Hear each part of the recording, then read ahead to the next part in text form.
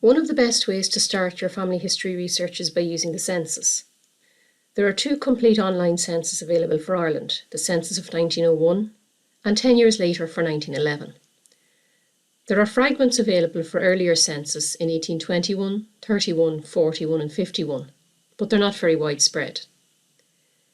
The purpose of the census is to find out more about the people living in the country, who they were, their ages, occupation and other details. The original census for 1861 and 71 were destroyed shortly after they were taken, but those for 1881 and 1891 were pulped during World War I. So that's why the remaining full census are so important. They are very useful as they root your family in a particular place in Ireland, and they allow you to follow up on your research by looking at other records too. Once you know where your ancestor was from, your search is made much easier. So let's say you've spoken to your parents and grandparents, and you know that one of your ancestors was born in Tuam, County Galway. He had sisters and brothers, one called Mary and one called Michael. His father was called Michael too, and his mother Bridget. His name was James Lowry. We can learn a lot about James's life and that of his family from the census records. So let's make a start. You'll need to go online, and for free you can search for your ancestor, James Lowry. First you have to go to the National Archives website, and this is where you'll see the census homepage, census.nationalarchives.ie. You can perform a simple search or one that's a little bit more informed depending on what you know. First click Search Census, and on the left hand side you can enter a simple search of what you already know. By clicking the Browse by Place option on the right hand side, you can decide on the census year, the county and the District Electoral Division or DED. The DED is a type of administrative unit. However, we're going to perform a simple search by entering James's name in the search box on the left hand side. Let's begin at 1901. James's surname was spelled Lowry, but he was later known as James Lowry, Lowery. So depending on the surname, you might have to try a few different spellings to find the right person. We enter his first name, and we know that he was born in County Galway. Click Search. By clicking here, the little box that says Show More Information, we are able to expand the information that's available to us. And we can see here that there were 4 people named James Lowry listed on the census in 1901. By looking at what we already know from speaking to our family, we know that our James was born in County Galway and in Tuam. So this is probably him. We can see that by clicking into the name that there's lots of information. And this is going to help us match what we know about our family to the correct person here in the census. Again, remember to tick the box Show All Information.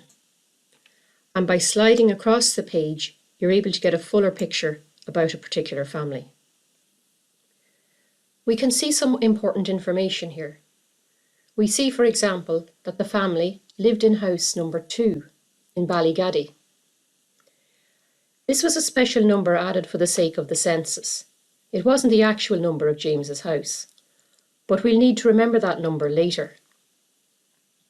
Underneath, we can see the names of all of the people who were living in the house. And if we scroll down further, we'll see some additional important information. Household Form A, the Form N, the Enumerator's Abstract, and Form B1, the House and Building Return. Each of those forms will tell us something more about James's family. But first, let's look at the names. By reading the transcription first, we can get a good overview of the details of people living in the house.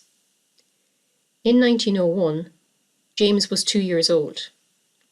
That means he was probably born around 1899. He lived with his brother, sister, and parents in the home of his grandmother, Mary Glynn. Mary was a widow, and the family were farmers. If we scroll down and click on Household Form A, we can see the form as it was in 1901. Here we can see all of the family. By scrolling to the bottom, we can see that Constable Tomás O'Sullivan was the census enumerator, or collector of the census information. And James's grandmother, Mary Glynn, put her mark or X on the form. That's because she couldn't read, and she's indicated that above. All of the adults couldn't read and write, except for Mary. Mary could only read. Let's return to the main page.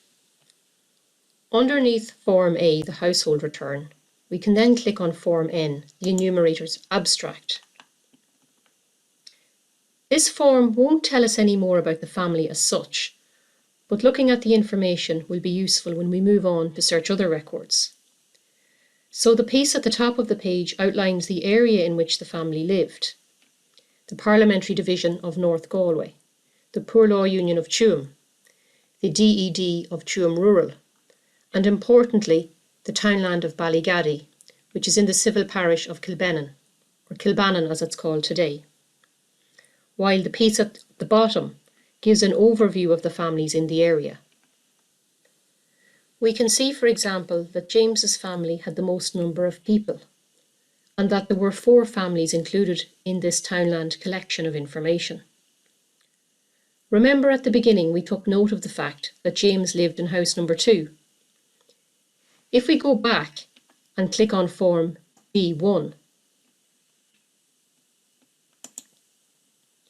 we will be able to find out more about the other buildings in this area.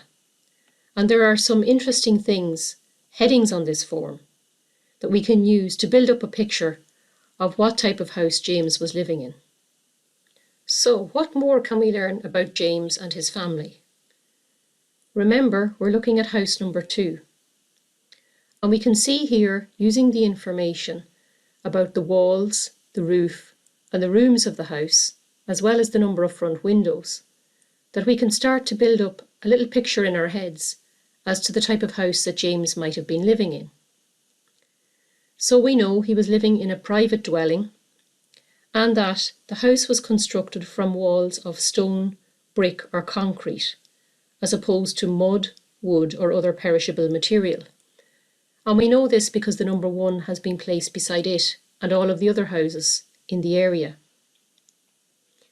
The roof is made of thatch and includes a 0. Half of the houses in this area had a roof of thatch. The number of rooms is also indicated. The number 2 is included here for 3 out of the 4 houses. And that means that this house had between 2 and 4 rooms.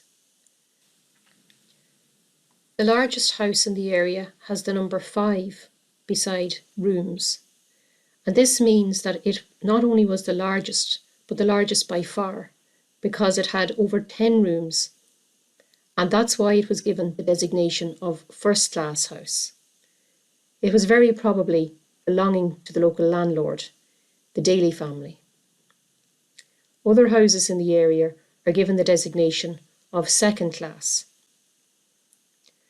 At the very end of the form, we see 2 columns of named information. Here we see that under house number 2, Mary Glynn is listed as the head of the family. Interestingly, her son-in-law, Michael Lowry, is listed as the named person on whose plot the house is standing. This means that Michael owned the land. This information is important. For example, if you were looking at a ship's manifest or a passenger list, and you were unsure that you were looking at the right person, perhaps an ancestor, it's useful to think back to this aspect of the census and to see some of the names of neighbouring households. The ship's passenger lists often reflect chain migration, when neighbours, particularly young people, emigrated together. So we've learned as much as we can about James from 1901. Make sure you watch the next video where we'll check on where James is in the 1911 census. You can learn more about County Galway's local heritage by going to the website galwaycommunityheritage.org, where you can search the County Galway archive and browse through collections of local history and heritage material, including photos, documents, articles and personal stories.